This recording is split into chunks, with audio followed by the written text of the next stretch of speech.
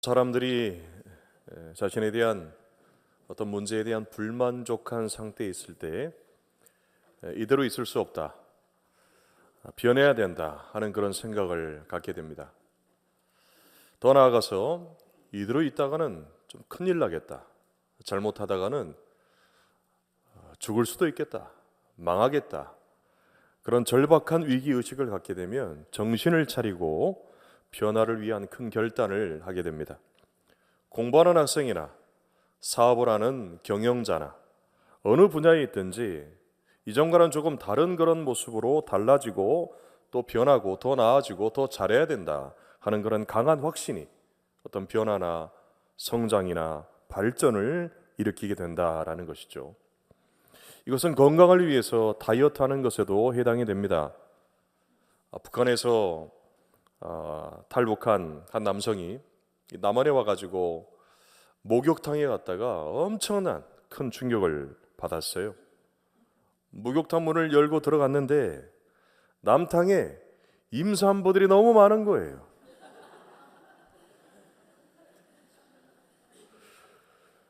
임산부들이 이리 돌아다니고 저리 누워있고 그 모습을 보고 내가 여탕에 잘못 들어왔나, 그렇게 생각하고 깜짝 놀랐던 그런 경험을 재미있게 이야기하는 것을 들었습니다. 남자가 임산부와 같다 하는 그 말에 충격을 받고 건강한 삶을 위해서라도 이 뱃살, 이 베들레헴 좀 줄여야 되겠다, 이대로는 있을 수 없다 하는 위기의식이 삶의 변화를 위한 결단과 행동으로 나아가게 한다라는 겁니다. 내 안에 잠든 거인을 깨워라의 토니 로빈스는 당신이 결단하는 순간 당신의 운명이 결정된다, 그런 말을 해요. 여러분 기회 되시면 꼭 이 책 한번 읽어보세요. 아주 두꺼운 책이긴 합니다만은 삶을 살아가는 데 있어서 어떤 중대한 결단이 필요할 때 아주 도움이 되는 그런 책입니다. 바로 삶의 변화를 위해서 무엇에 초점을 맞추고 내가 현재 처한 이 상황을 좀 바꾸기 위해서 무엇을 할 것인지, 어떤 결단을 내릴 것인지, 그렇지 않을 것인지에 달려있다는 거죠. 자기 자신이 원하는 결과를 만들어내기 위해서 무언가를 해야 한다는 그 결단이 필요하다는 것이고, 그 결단을 통해서 운명이 바뀌게 되는 그런 놀라운 역사가 나타나게 된다는 겁니다. 오늘 성경의 엘리야는 자신과 또한 나라와 민족을 또 시대를 깨우고 변화시키기 위해서 위대한 결단을 합니다. 그리고 영적인 어둠 속에 있는 사람들을 다시 일으키기 위해서 분연히 일어났던 위대한 하나님의 사람이었어요. 그가 처한 상황에서 이 엘리야가 무엇에 초점을 맞추고 또 그가 어떤 결단을 내렸는가, 그로 인해서 어떤 놀라운 결과가 일어나게 되었는가 하는 것을 오늘 이 말씀을 통해서 우리가 보면서 엘리야의 하나님을 나의 하나님으로 체험하는 그런 은혜가 여러분 모두에게 있기를 간절히 바랍니다. 먼저 1절 말씀인데요, 함께 읽습니다. 시작. 길르앗에 우거하는 자 중에 디셉 사람 엘리야가 아합에게 말하되 내가 섬기는 이스라엘의 하나님 여호와께서 살아계심을 두고 맹세하노니 내 말이 없으면 수년 동안 비도 이슬도 있지 아니하리라 하니라 말이에요. 여러분 잘 아는 것처럼 엘리야는 모세와 함께 구약을 대표하는 그런 인물입니다. 성경에서 구약의 율법을 대표하는 인물이 모세이죠. 믿음의 영웅입니다. 또한 선지자들을 대표하는 사람이 바로 엘리야예요. 신앙의 영웅입니다. 솔로몬 왕이 죽은 다음에 이스라엘이 남과 북으로 갈리게 됩니다. 그리고 분열된 북왕국 이스라엘 같은 경우에는요, 주전 722년에 아수르 제국에 의해서 멸망하기까지 단 한 명의 왕을 찾아볼 수 없을 정도로 그런 깊은 영적인 암흑의 땅으로 바뀌어버려요. 그 중에서도 엘리야가 역사의 전면에 등장한 북이스라엘의 왕이었던 이 아합의 시대는 하나님을 떠나서 우상 숭배와 불신앙으로 그 영적인 타락과 부패가 극심했던 그러한 때였습니다. 깊은 영적인 암흑기로 북이스라엘은 위로 왕으로부터 시작해가지고 아래로 모든 백성들에 이르기까지 하나님을 알지도 못하고 찾지도 아니하고 인정하지도 아니하고 하나님을 하나님으로 믿지 아니하는 거의 이민족이나 다름이 없는 그런 이방의 땅으로 전락합니다. 그러니까 하나님이 없는 시대에 하나님을 알지도 하나님을 인정하지도 아니하는 그런 악한 세상이었다라는 거죠. 바로 이러한 영적인 암흑의 시대에 오늘 성경을 보니까 길르앗 디셉 출신의 엘리야가 등장합니다. 엘리야에 대해서는 그의 아버지가 누구다, 어머니가 누구다, 그가 어떤 사람이다, 그 설명 없이 그저 길르앗의 디셉이라는 그 출신의 사람이다라는 것으로 설명을 다 하고 있습니다. 그런데 이 길르앗의 디셉은요, 그 이스라엘 땅을 보게 되면은 요단강이 있어요. 요단강이 있는데 요단 동편에 있는 변두리의 시골 마을이에요.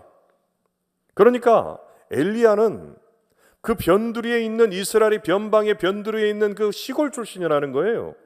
촌사람이다, 그렇게 설명하는 겁니다. 여러분, 그래서 야고보서 5장 17절 18절에서는 이렇게 말합니다. 이 길르앗 디셉이라는 것으로 인해서 이 말씀이 나오는 거예요. 함께 말씀을 읽습니다. 시작.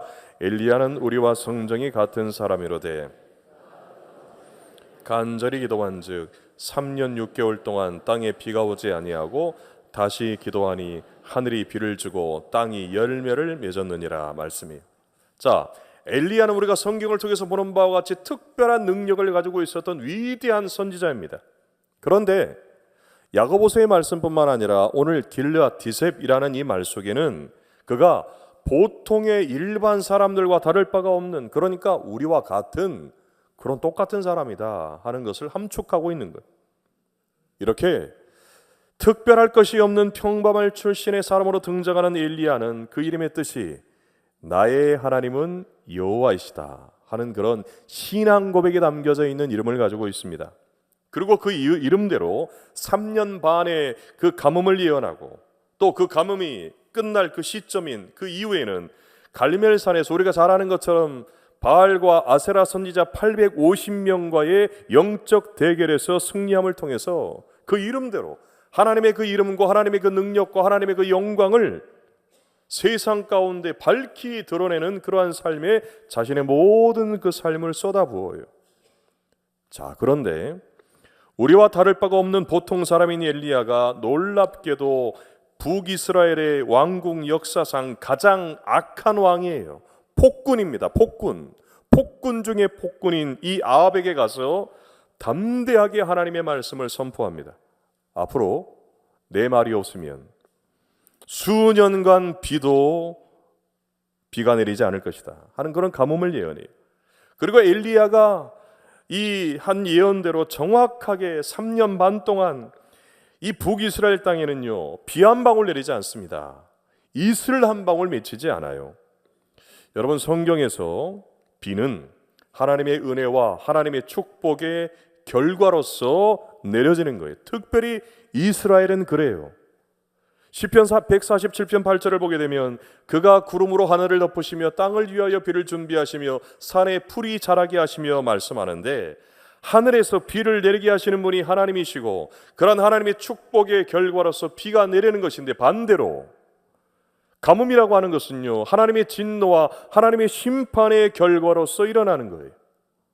그러나 당시의 폭군 아합과 또한 그가 다스리고 있던 북이스라엘의 거의 모든 백성들은요, 비를 내리는 분은 여호와 하나님이 아니라 그 당시 이 가나안의 농경신인 바알이라고 있어요. 바알, 들어보셨을 거예요. 이 바알이라고 믿고 있었습니다. 비가 내리고 비가 내리지 않고는 가나안의 농경신, 가나안의 우상신인 바알에게 달려있다 하는 그런 생각을 가지고 있었다라는 거예요. 이렇게 엘리야는 바알이라고 하는 가짜 신을 섬기는 아합을 향해서 이 땅에 비를 내리고 메마른 땅에 생명을 공급해주고 또한 진정한 풍요를 주시는 분은 거짓 우상인 바알이 아니라 내가 믿고 섬기는 여호와 하나님이다. 당신이 지금 믿고 있는 그 가짜 신, 그 우상인 바알이 아니다. 참 하나님은 내가 믿는 진짜 하나님, 살아계신 여호와 하나님이시다. 자신의 이름으로 그렇게 가뭄을 예언하면서 그 앞에 도전한 거예요. 여러분, 아합은 한 나라의 절대 군주였습니다. 말 한마디로, 손가락 하나로 사람을 죽일 수도 있고 살릴 수도 있는 그런 엄청난 힘과 권력을 가지고 있던 왕이에요. 그 앞에서 왕의 생각에 반하는 부정적이고 공격적이고 도전적인 그런 말을 한다는 것은 반역이에요. 반역을 향하는 중죄에 해당하는 엄청난 일을 엘리야가 사실 저지른 겁니다. 이게 1절이에요. 그런데 엘리야가 어떻게 그렇게 큰 용기를 가지고 담대하게 하나님의 말씀을 선포할 수 있었을까? 그 답도 1절에 이렇게 나옵니다. 1절 우리 중간에 보게 되면 내가 섬기는 이라는 여기에 답이 있습니다. 여러분, 이 말은 하나님 앞에 서 있다라는 뜻을 가지고 있어요. 그러니까 우리 식당을 가게 되면 웨이터들이 테이블 그 손님을 섬기기 위해서 그 앞에 서 있는 모습, 그 모습을 우리가 연상하면 됩니다. 엘리야는 보통의 평범한 사람이었지만 영적인 암흑의 시대에 구별된 특별한 태도를 한 가지 가지고 있었는데, 그것은 아무도 하나님을 인정하지 아니하고 하나님을 믿지도 아니하고 또 하나님을 하나님으로 섬기지 아니하는 그러한 시대 가운데 지금 이곳에 살아계셔서 내 앞에 임재해 계시는 하나님을 믿은 거예요. 하나님을 인정하지 않는 시대입니다. 하나님이 없다라고 생각하는 그런 세상입니다. 그 세상 앞에서, 그 왕 앞에서 아니에요, 하나님이 있어요, 하나님이 살아계신 분이에요, 내가 그분을 섬겨요, 그렇게 고백하는 겁니다. 나는 살아계신 하나님을 믿는다, 나는 하나님만을 섬긴다, 오직 하나님께 초점을 맞추는, 이것을 가리켜서 코람데오 신앙이라고 그러죠. 코람데오의 신앙을 가지고 있었던 사람이 바로 엘리야입니다. 이게 바로 엘리야의 신앙이에요. 엘리야의 믿음이 영적인 암흑의 시대에 구별된 엘리야가 믿음으로 내린 결단이었고, 그 믿음으로 권력자인 아방 앞에서도 주눅들지 아니하고 담대하게 살아계신 하나님의 말씀을 선포할 수 있었던 이유가 바로 여기 있습니다. 그리고 저는 이것이 지금 우리가 살고 있는 이 시대 가운데 세상은 여전히 하나님을 인정하지 않습니다. 하나님을 믿지 않습니다. 하나님을 존중하지 않습니다. 하나님을 섬기지 않습니다. 이러한 시대 가운데 우리 모든 성도들이 가져야 될 믿음의 태도이고, 이 믿음의 결단으로 오직 하나님께 초점을 맞추며 나아가게 될 때 여러분, 우리에게도 놀라운 변화가 시작될 줄로 믿습니다. 다음으로 3절과 4절 말씀인데요, 우리 이 말씀 함께 읽습니다. 시작. 요단 앞 그리 시냇가에 숨고 그 시냇물을 마시라. 내가 까마귀들에게 명령하여 거기서 너를 먹이게 하리라 말씀이에요. 살아계신 하나님의 임재에 초점을 맞추면서 하나님 앞에서의 그 믿음의 결단으로 담대하게 하나님의 말씀을 선포한 엘리야에게 또 다른 하나님의 말씀이 임하는 장면입니다. 폭군 아합 왕을 향해서 가뭄을 선포한 일로 여러분, 엘리야를 가만두겠어요? 아합이 그 즉시 위협을 받아요. 죽음의 위협을 받습니다. 이에 대해서 하나님께서 엘리야에게 몸을 숨길 피난처를 한 곳으로 알려주는데, 그 구체적인 장소가 요단 근처에 있는 그릿시냇가입니다. 자, 그런데 이 그릿이라고 하는 이 원어의 의미가 중요한데, 분리, 단절된 오지라는 그런 뜻이에요. 그러니까 사람의 발길이 전혀 닿지 않는 곳으로 사람이 도무지 살 수 없는 그런 척박한 환경을 가진 그런 지역이다라는 게 그릿입니다. 그 그릿에 있는 시냇가예요. 자, 그런데 이 시냇가라는 것도 뭐냐면, 우리 성경에는 시냇가로 번역이 되어 있지만 실제로는요, 비가 오는 우기에는 잠시 동안 그 시냇물이 쫄쫄쫄 흐르는 것처럼 생겼다가 비가 오지 않는 건기에는 물이 다 말라버리는, 이곳이 시냇가인지 알 수가 없는 그런 지형인 와디입니다. 와디. 그러니까 사람이 도무지 살 수 없는, 생활하기 어려운 곳으로 피하기에는 참 이보다 적합한 곳이 없죠. 왜요? 사람이 살 수 없는 곳이니까. 그런데 오랜 시간 거기에 피해서 머물 수가 없는 그런 곳이, 엘리야의 예언대로라고 한다면 가뭄으로 인해서 곧 그 시냇물, 지금은 우기니까 물이 좀 있겠지만 가뭄이 있으면 물이 하나도 없는 그런 곳으로 변해요. 자기가 말했는데 뻔히 아는 곳으로 가는 거예요. 그런데 하나님께서 말씀으로 바로 그런 그릿 시냇가로 가서 숨으라고 명령한 겁니다.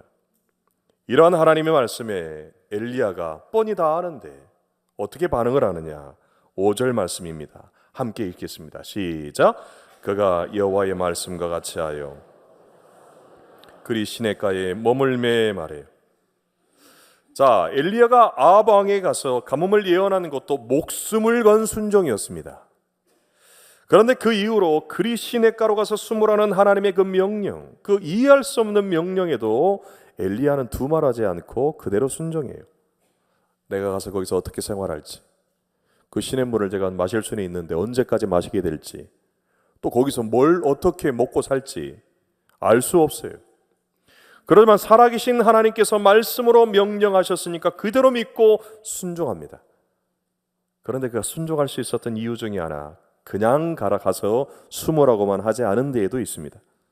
자, 한 가지 약속을 줍니다. 어떤 약속을 주죠? 까마귀를 통해서 너를 먹이게 하겠다. 이 약속의 말씀이 있었습니다. 이 말씀이 신뢰예요. 자, 그런데 그리 시냇가는 동편, 요단 동편에 있는 지역인데요, 과거 모세의 인도로 출애굽한 이스라엘 백성들이 과거 광야에서 40년 동안 생활하는 가운데 이스라엘 백성들이 날마다 하늘에서 내리는 뭘 먹었어요? 만나와 메추라기를 먹고 살았던, 일용할 양식으로 먹고 살았던 장소입니다. 거기까지예요. 가나안 들어와서는 만나가 그쳐요. 그런데 그 요단 동편까지는 만나와 메추라기가 있었습니다. 이스라엘 백성들이 날마다 하늘에서 내리는 만나와 메추라기를 먹으면서 오직 하나님만 의지하면서 사는 법을 배웠던 은혜의 장소요, 축복의 장소가 요단 동편 그리 시냇가, 광야와 같은 그런 곳입니다. 바로 이 은혜와 축복의 약속이 말씀으로 엘리야에게 주어졌는데, 신명기 8장 2절과 3절 말씀 보면은요, 이 말씀 잘 아는 말씀입니다. 함께 읽겠습니다. 시작. 내 하나님 여호와께서 이 40년 동안에 내게 광야 길을 얻게 하신 것을 기억하라. 이는 너를 낮추시며 너를 시험하사 내 마음이 어떠한지 그 명령을 지키는지 지키지 않는지 알려 하심이라. 너를 낮추시며 너를 줄이게 하시며 알지 못하며 내 열조도 알지 못하던 만나를 내게 먹이신 것은 사람이 떡으로만 사는 것이 아니요 여호와의 입에서 나오는 모든 말씀으로 사는 줄을 내가 알게 하려 하심이니라. 자, 만나와 메추라기로 세상의 어떤 거짓 우상이나 어떤 가짜 신이나 세상 어떤 그 무엇이나 그 어떤 것이나 좀 먹을 것이 있는 그런 곳에 간다고 해서 먹는 것이 풍요롭고 먹을 것이 하나도 없어 보이는 그런 광야나 그리 시냇가에 가게 되면 아무것도 없는 그런 것이 아니라 오직 하나님께서 먹을 양식을 공급해 주시고 날마다 모든 필요한 것을 다 채워주신다라는 이 은혜의 법칙이 광야에서 이스라엘 백성들이 40년 동안 배운 거예요. 이제 다시 가뭄이라고 하는 재앙을 만난 이스라엘 백성들에게 까마귀들을 통해서도 일용할 양식을 공급하시고 채우시는 하나님의 그 영광을 드러내기 위해서, 하나님을 인정하지 아니하는 시대, 하나님을 믿지 아니하는 그 시대 가운데 다시금 하나님의 그 능력과 하나님의 그 영광을 드러내기 위해서 엘리야를 사용하시는 건데, 엘리야에게 그 명령을 하시는 건데, 엘리야는 그 명령이 하나님의 말씀에 어떻게 합니까? 그대로 순종했다라는 거죠. 사실 만나와 메추라기를 통해서 40년 동안 이스라엘 백성들이 먹고 마시고 또 그렇게 하나님께서 그들을 돌보신 것도 놀라운 일인데요, 까마귀들을 통해서 엘리야를 먹이시겠다라는 약속의 말씀 역시 정말 놀라운 겁니다. 레위기 11장 15절을 보게 되면 까마귀는요, 부정한 동물로 취급받습니다. 새 중에서도 까마귀는 시체나 썩은 것을 먹는 아주 불결한 그런 새입니다. 이 부정한 새인 이 까마귀가 자기가 먹고 싶은 그런 식욕이 있잖아요. 음식을 발견했으면 오죽했으면 시체를 먹겠습니까? 그런데 사람이 먹을 수 있는 그런 떡이나 고기를 먹으면 자기가 먹지 사람에게 갖다 주겠냐 이거예요. 그러한 식욕이라고 하는 본성을 거슬러서 사람이 먹을 음식을 가져다 준다는 것은요, 이거 정말 상식적이지 않은 거죠. 이 초자연적인 자연 법칙을 거스르는 그런 일입니다. 도무지 믿기 어려운 하나님의 약속의 말씀이었습니다. 하지만 그럼에도 불구하고 엘리야는 그가 여호와의 말씀과 같이 하여 라는 말씀처럼 묻지도 따지도 않고 그대로 순종했다라는 겁니다. 자, 끝으로 6절과 7절 말씀입니다. 함께 읽습니다. 시작. 떡과 고기를 저녁에도 떡과 고기를 가져왔고 그가 시냇물을 마셨으나 땅에 비가 내리지 아니하므로 얼마 후에 그 시내가 마르니라 말씀이요. 자, 엘리야는 하나님께서 말씀으로 명령하시며 약속하신 것을 그대로 믿고 그리 시냇가에 가서 숨었습니다. 거기에 머물렀습니다. 마음으로 믿고 입으로 시인하고 또 그렇게만 하지 않고 행동으로 자기의 믿음을 증명하는 그러한 믿음의 모범을 보이고 있습니다. 야고보서 2장 26절은 영혼 없는 몸이 죽은 것 같이 행함이 없는 믿음은 죽은 것이니라 말씀이에요. 행함이 없는 죽은 믿음이 아니라 행함이 있는 살아있는 믿음으로 원하는 그 결과를 만들어내기 위해서 그가 해야 할 일을 하고 있는 겁니다. 그 결과 자연 법칙으로는 도무지 상상할 수 없는 일이 현실에서 이루어지는 놀라운 기적이 나타납니다. 떡과 고기라고 하는 이 배달 음식이 배달의 민족이나 쿠팡보다도 수천 년 앞선 까마귀 배달 특급으로 아침과 저녁마다 정확한 시간에 맞추어서 오토바이보다 빠른 그런 방법과 그런 속도로, 여러분 오토바이 트래픽이 걸리게 되면 막히잖아요. 그렇죠? 그런데 까마귀는 날라가지고 그런 트래픽 없이 그때마다 공급합니다. 그것도 하루 이틀도 아니고 날마다 아침 저녁으로 날라다니는 까마귀 이 배달 기사들을 통해서 계속해서 끊임없이 공급되고 있다는 거죠. 마치 과거 하늘의 문이 활짝 열리고 하늘에서 만나와 메추라기가 내렸던 것처럼 하늘의 까마귀를 통해서 만나와 같은 떡과 메추라기와 같은 이 고기가 초자연적인 기적적인 그런 방법으로 엘리야에게 주어지고 있는 너무나도 아름다운 성경의 장면. 여러분, 이것은 오직 살아계신 하나님께 믿음으로 초점을 맞추고 그 말씀을 따라서 순종하며 모든 것을 맡길 때 어김없이 말씀대로 출애굽 시대뿐만 아니라 광야 이스라엘 백성들뿐만 아니라 엘리야의 시대 가운데도 동일하게 나타났던 하나님의 살아계신 역사인 줄로 믿습니다. 그러니까 출애굽 때 경험한 이스라엘 과거 40년 이스라엘 백성들이 광야에서 경험한 그 하나님을 지금 엘리야가 나의 하나님으로 경험하고 있는 그런 장면. 여러분 상상해 보십시오. 하나님을 모르고 하나님을 인정하지 않고 믿지도 않는 세상에 하늘의 문이 닫혀 있는 가운데 사람이 살기 어려운, 도무지 사람이 살기 어려운 그런 그리 시냇가 위로 까마귀들이 떡과 고기를 날라다가 엘리야에게 서비스하고 있는 모습을 여러분 상상을 해보시기 바랍니다. 불가능한 현실 속에서도 가능케 하는 놀라운 기적이 말씀대로 이루어진 놀라운 축복과 은혜의 현장이라는 거죠. 그래서 이사야 43장 19절은 우리에게 이렇게 말씀합니다. 함께 말씀을 읽습니다. 시작. 보라, 내가 새 일을 행하리니 이제 나타낼 것이라. 너희가 그것을 알지 못하겠느냐. 반드시 내가 광야의 길을 사막의 강을 내리니 말씀이에요. 여러분, 엘리야의 하나님은요, 광야에도 길을 내시고 사막에도 강을 만드시는 분인 줄로 믿습니다. 그렇기 때문에 닫힌 하늘의 문을 활짝 여시고 까마귀들을 통해서도, 부정하고 불결한 새라고 여기는 그런 까마귀들을 통해서도 양식을 풍족하게 공급해 주신다라는 거예요. 아무도 믿을 수 없는 불가능한 현실 속에서도 살아계신 하나님께 믿음으로 모든 초점을 맞추고 말씀하신 그 명령과 약속, 구하라 그리하면 어떻게 하신다고 그랬어요? 주신다고. 두드리면 열린다고.